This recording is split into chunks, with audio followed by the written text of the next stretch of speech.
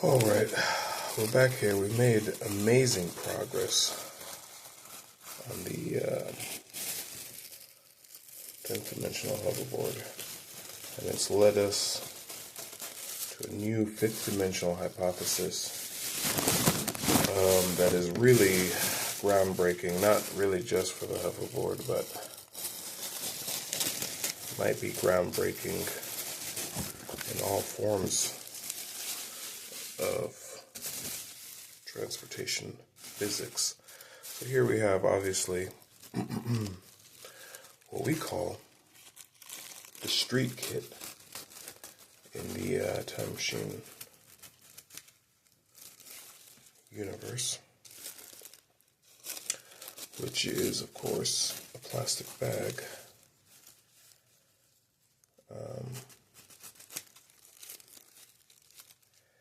And we've discovered that the 5th dimensional nature, here's the hoverboard. Of course, it already has one assembly on it, but we're going to upgrade this so that we can do some really definitive tests. We've discovered that the air held between nearly, well, let's just say sheets of this plastic bag material, and the plastic bag material itself is highly prone to hover. Now, we did discover, however, that we might have to find an organic form of said material so as to not be damaging the environment with microplastics, but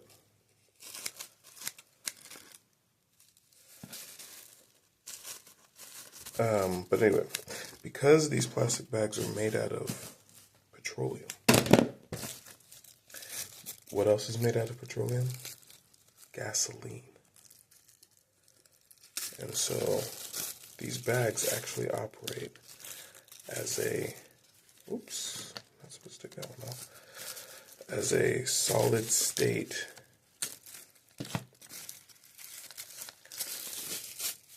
gasoline. And you'll see the upgraded hoverboard now with the copper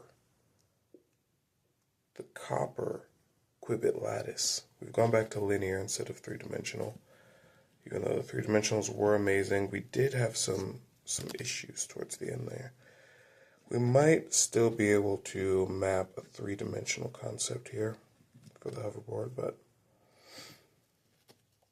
at this moment, the copper, which has been a new addition to the setup, and we're going to be using copper a lot more. Of course, my hypothesis in the 4th dimension is that atoms and individual elements from the periodic table are actually directions in the 4th dimension.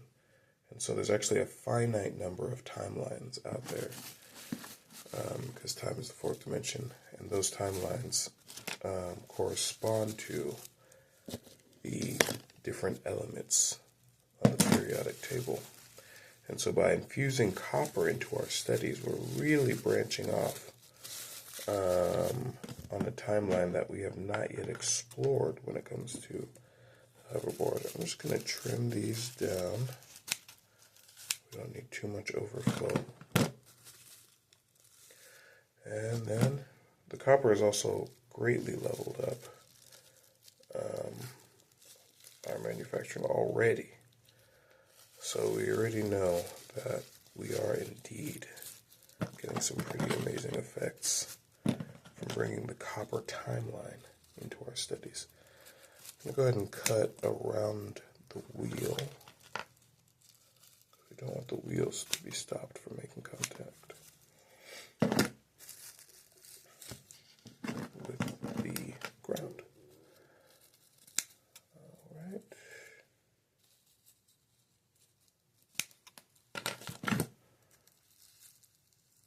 Not bad, almost there. Really got to get it narrow due to how much the wheels come in, but it's fine because we don't really need it, again, to be going over the wheels. We do have an invention for that, which we call the hover blanket. And so this is a closer approximation of what we're looking for with the final model of this design. Wow, that already looks quite amazing. The goal here, ultimate goal will actually be to have these much thinner.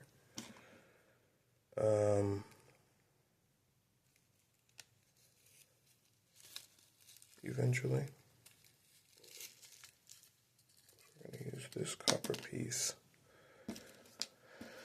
this copper wire piece, not only to hold it in underneath, but to wrap around and hold it down on top, hopefully. Let's flatten this out a little bit.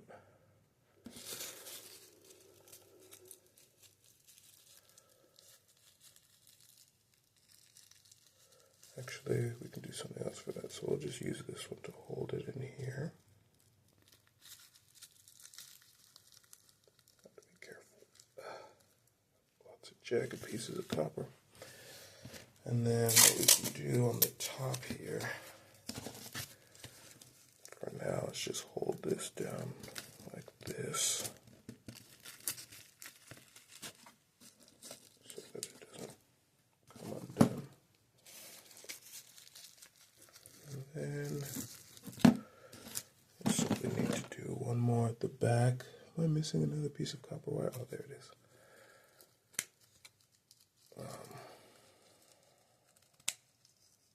Expose the wheels.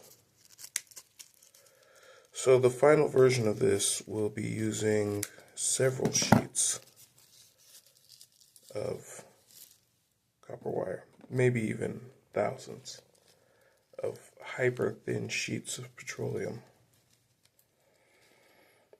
That's what we're thinking so far anyway. Or that's what I'm thinking I should say. But you know, it's like the Hoverheads are with me, so. Alright, one of them didn't get in, but we'll let him leave loose. We'll see. That might pick up something interesting in the tests. So this one, though, I want to be pressed down so it's not making independent contact. It's really just there to hold the plastic, but it doesn't need to impede contact. The new upgraded Qubit lattice, 70 core array Qubit lattice. So one reason why this works is if you look at this, what's the friction here? That's proof of its fifth dimensional capabilities, its hover capability or gravity resistance.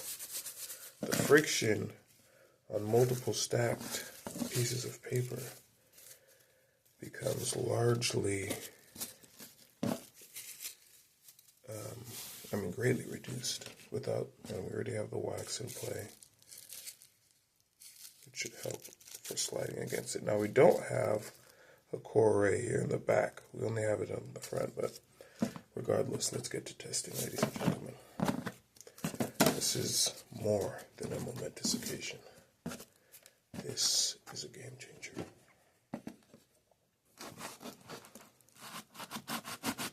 We're able to get roll, all right? And let's test. Okay, we're contacting where? Okay. Okay, not bad. I mean, yeah, that's actually really good. Okay, it's really good. It's pushing up against that front plastic. Yeah. And that's with a relatively thin layer, but you can already see those anti-grav principles coming into effect. I'm going to do one other test because when I hold it like this, I'm able to add lift if I just want to push up. This test forces me to not do any lift. See, so, and that is what I was expecting to see. We did some of these tests last night as well with the previous setup. And it had similar hurdles that I was struggling to overcome.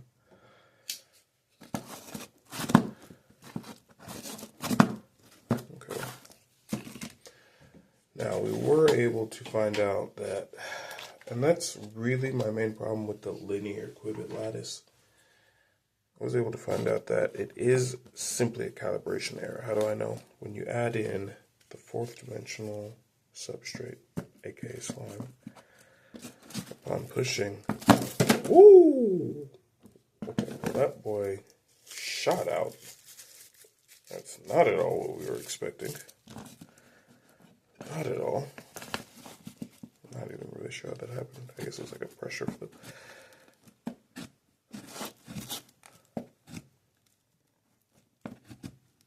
Okay. We're getting stuck on something. This is good. This is great data. Let's increase.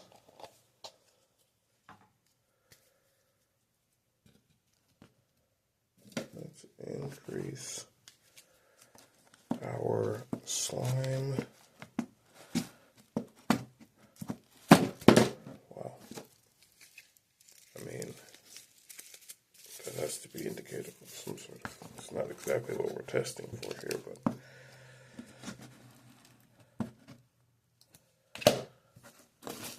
see, that push is great. There might just be something with the way that I'm holding the way that I'm able to provide propulsion. I would need to get a real rider test. Look how I'm really barely pushing it, and it's easily getting over. So we know that if we were to get a true 3D core array, it would be able to get over pretty easily. We just need to sort of calculate perhaps some sort of derivative that might give us a component of angle that we can utilize. Wow, that is amazing, guys.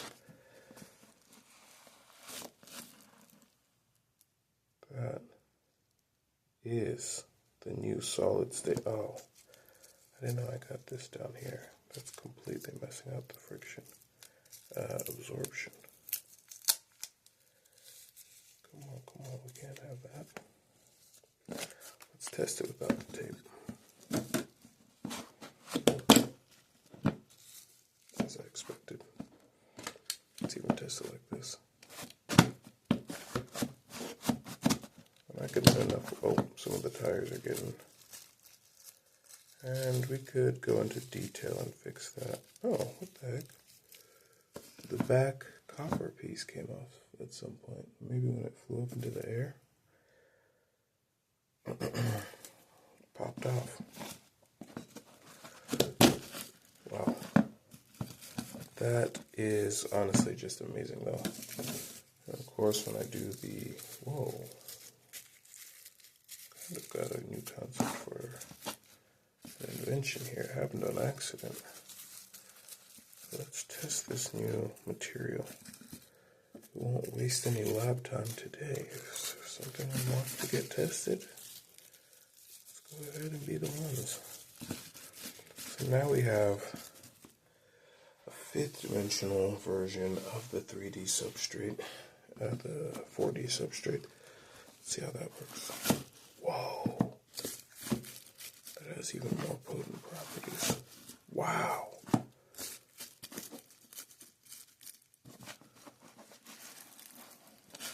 Whoa.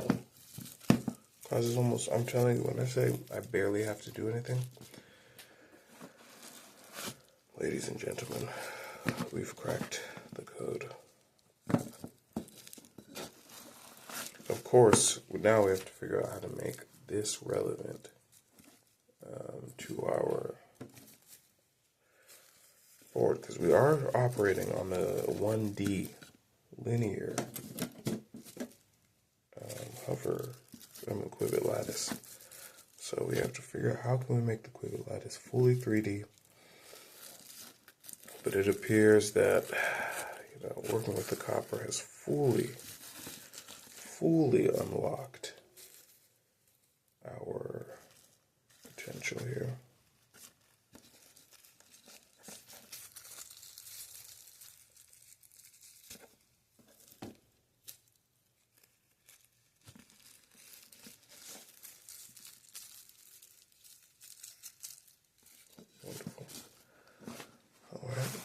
Whoa.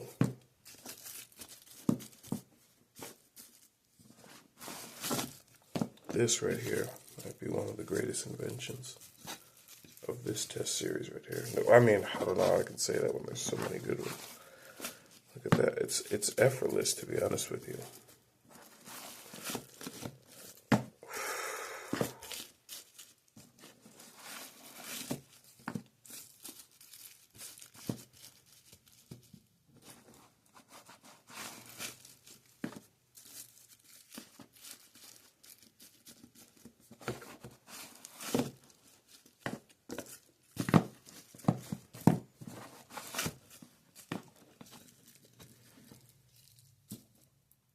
Exemplary work.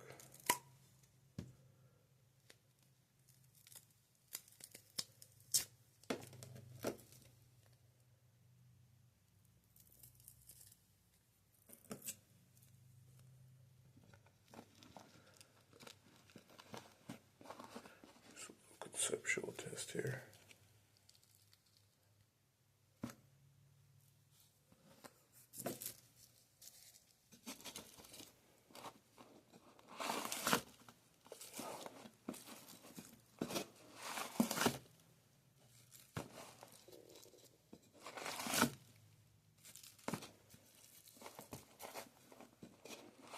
Having no issues. This is stunningly amazing. I'm coding in the reflectivity just so that we don't get any, if there is any effect, simply from the photons incoming. We'll just see if there's shielding. The testing will encode the data, but I mean, this is absolutely stunning progress.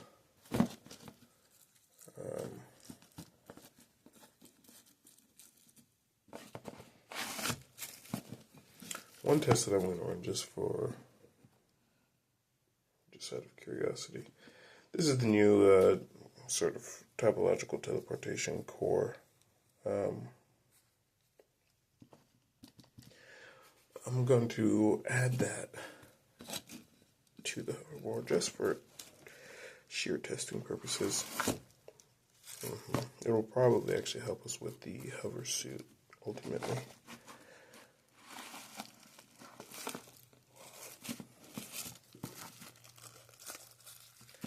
Excellent, ladies and gentlemen. So this material has proven to be wonderful. And without a doubt, we have some successes there.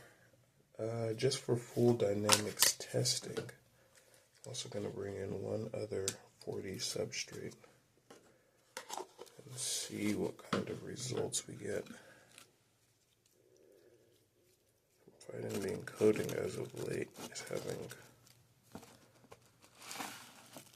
Wow, that one is almost too smooth. It's like absolute butter.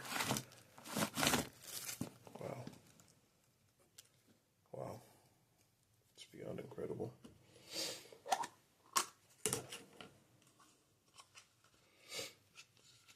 Now we're going to do one more test. Seems been greatly overlooking just the potential of plastic bags. Though, I mean, we've been working with these plastic bags for almost, I can't even really say, a large number of years. Again, the only issue that we might have is needing to find a less dangerous version, though if I can find out, I mean, lots of these plastic bags are going to end up, in situations needing to be recycled anyway, though. So maybe it's not as detrimental as I think. But if they do have an organic substitute, even though, of course, you guys know me, organics are not really my strong suit, but if they do have an organic substitute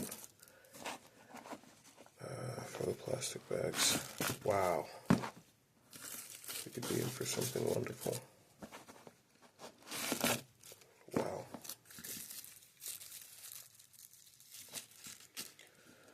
Alright, So, I mean, we're really on the border of amazing discovery with this material. That is absolutely incredible. Absolutely incredible.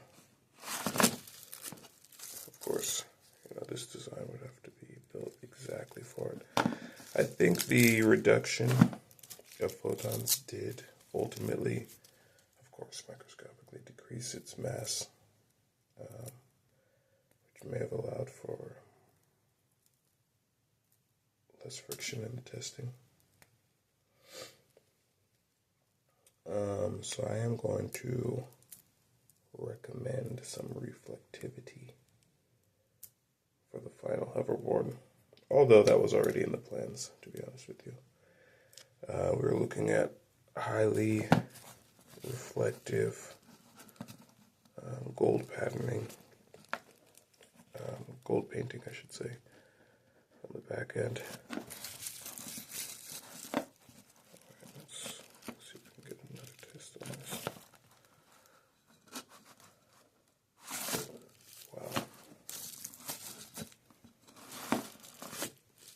Ladies and gentlemen, we have achieved frictionless hover.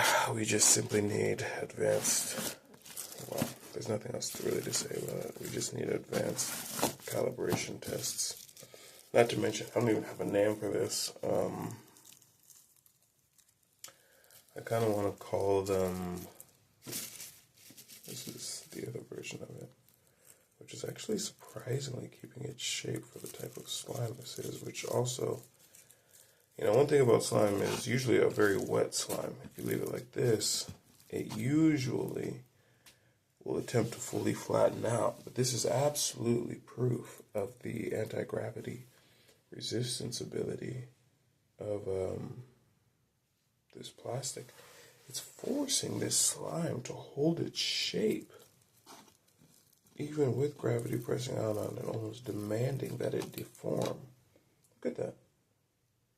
The plastic is not very heavy, but somehow it's providing structural support for the slime. Look. Let me do a side-by-side comparison test. This would be a normal, equally sized, same material, instantly deforming. You're telling me this material is enough to counteract gravity? The hypothesis has been proved, ladies and gentlemen, unequivocally. Well, perhaps not unequivocally, but it's been proved. There are potent, unknown, at least to me, anti-grav properties.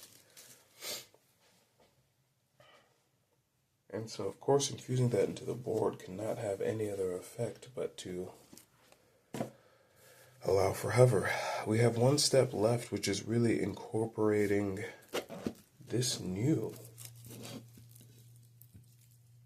invention, quite literally, into, let's see with this one if it has a similar effect. It really does. And this one is even more volatile. There's no way this slime would stand up on its own. Wow. Wow. This is solid state anti-grav. Look at this. This is what that one's made out of. This guy won't even sit still, much less resist deformation from gravity. Come on. That is amazing.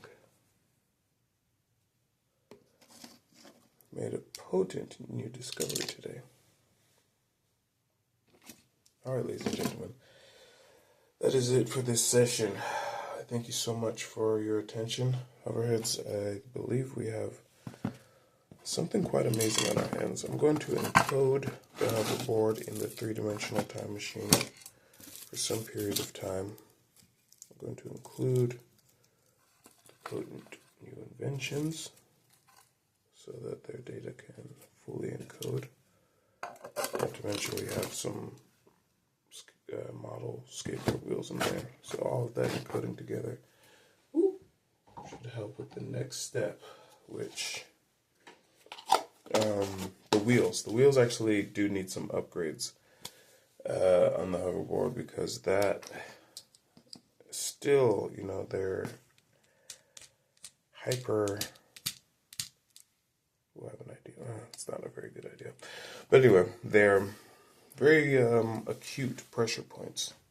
And so that we want a board that can go over grass easily, that can go over just about anything. So while we've achieved hover, we still have some work to do in getting some of the pressure off these points. Though, I mean, when the board, if it does sink below these wheels, it's not so much about the wheels having an issue as figuring out how to, once they're below level, well, they're going to have the lifter and glider on them, so that'll keep them on the level. So if they do submerge too far, they'll tend to lean forward, and they'll be able to go forward on the front pieces and the middle piece. So we might be a lot closer than we think. Some of this stuff we might not figure out until the large scale model, but actually I'm just in my mind coming up with a new way that we can test this. So we'll be back here soon to test this. Thank you so much for your attention.